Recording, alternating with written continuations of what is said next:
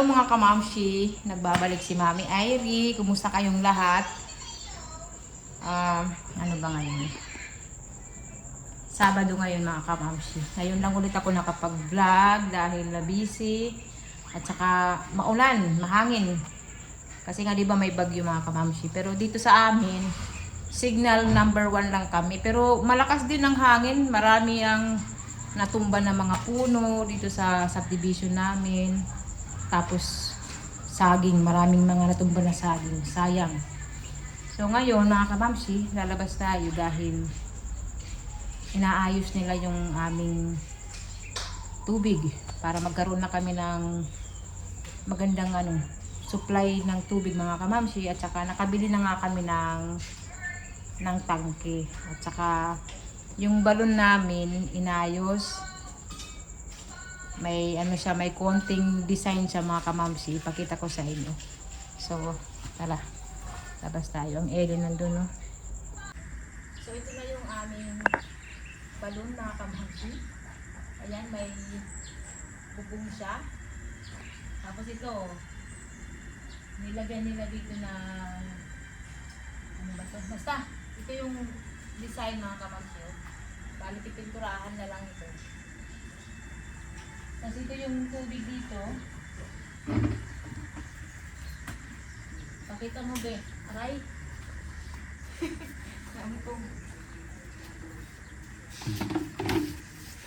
Ayan siya mga kamamsi, oh. Madami yung tubig. So, kulang na lang to yung ano ba? Ayan. Yung aming pressure tank. Yan na lang ang kulang. Kailangan may kuryente yan para dumalo yung tubig doon sa loob. Ito okay na yan mga kamamsi. Bali lalagyan lang yan ng takip para safe sa mga bata. Lalo na kay Ellie. May mga tubo na yan. Nandun na mga kamamsi na ayos. Tapos doon sa dirty kitchen namin. Kulang na lang talaga yung kuryente. Kaya yung electrician namin, pinapapunta namin ngayon para matry namin ito kung gagana ba yung tubig mga kamamsi. Tsaka dyan, maglalagay kami ng, gusto ni Daddy Marco maglagay ng gripo dyan. Maganda siya mga kamamsi, oh. Parang sa Germany na balon. Pipinturahan na lang yan ng brown. At saka red yung bubong. Semento lang to. Magaling yung gumagawa nito. Yung gumawa nito, siya rin yung gumawa ng aming dirty kitchen. At saka yung mga cabinet namin sa loob. Magaling. Oh. Yung grass pala namin hindi dumating mga kamamsi. Kasi nga may bagyo. Sabi niya sa linggo na lang darating yung grass na in-order namin.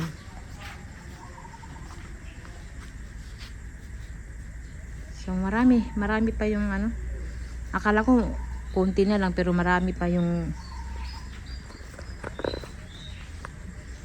inaayos mga kamamsi. Aakyat tayo dahil ipapakita ko sa inyo yung aming tangke.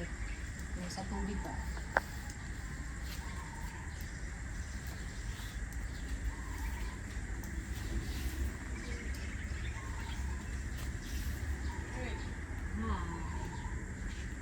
Hala, wala pa nga nagpinturahin.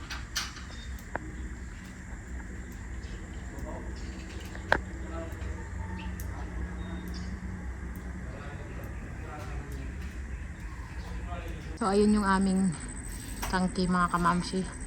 Malaki siya. So baka pag maayos nila today, baka sa Lunes magpa-deliver na kami ng tubig. Para lang sa taas yan mga kamamsi. Pangligo, ganyan, sa toilet. mabuti bago magbagyo na ilagay nila dyan mga kamamsi kasi sobrang hangin, malakas yung hangin. Dito naman may grass na pero konti lang. Dinala lang ito ng aking brother-in-law galing sa Samar. So okay na rin mga kamamsi, makabawas sa gastos. Hindi na kasi kami magpapa-landscape kasi nga wala lang budget. Sobrang mahal magpa-landscape. And sabi ko kay Daddy Marco na magbili lang muna ng grass. Tsaka dahan-dahan na lang magbili ng mga halaman. Kasi hindi naman nito hindi naman to kailangan i-landscape talaga. Basta marunong ka lang magtanim, ganyan, magbili ng halaman. Marami namang tinda dyan na halaman. So, okay na rin mga kamamsi kasi mahal talaga magpa-landscape.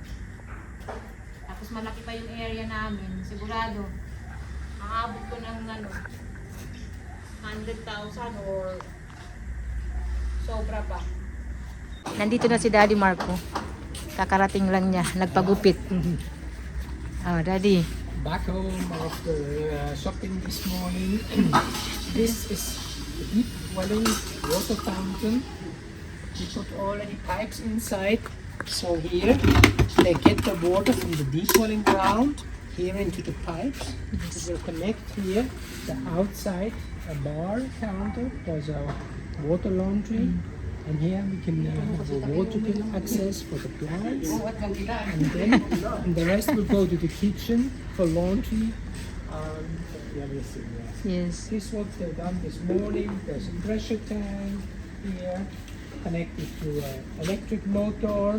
You see the pipes. We put some earth on top so that you cannot see it anymore. I told the carpenter here to make a roof. So To protect the pressure tank. Because this is a motor on the pressure tank. So the roof will connect it. We'll make it sure that there's no damages here when there's a typhoon again. Huh? Yes. And here we will make outstanding space. So you connect here a water shower. Shower, yes. So you can open the water, you can refresh here, showering your body after it's hot, so cool down your body. Yes, yes. This week also we have done a flagpole. The reason why we did that ourselves, I was at least to 20 shops here in the Philippines. I asked all the shops if you can buy a flagpole. It's not possible. So I said to myself, every school has flagpoles, but you cannot buy it. Then I said to our carpenter, we do it ourselves. Huh? Just we bought here, this one is like 2,000 pesos, this one here. Stainless. The stainless holder, you connect it here with the wall, and then here. Yeah. Daddy Marco is very happy. Very, very happy. The only thing what is missing, a nice wind. Because without wind, of course, the flag cannot wave. Swiss flag. Yeah, the Swiss flag, so it's called our Schweizer Füßli. You miss Switzerland, Daddy? Yeah, I miss Switzerland a little bit. In Switzerland, a lot of things were easier.